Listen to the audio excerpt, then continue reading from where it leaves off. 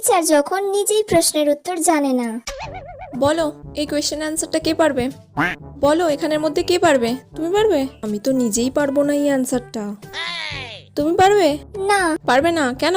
পড়াশোনা করো না? কি করতে স্কুলে এসে বসে থাকো? এই তুমি বলো। দূর বাবা, কেউ তো একটা উত্তরও বলতে পারছে না, আর কতক্ষণ এইভাবে চালাবো?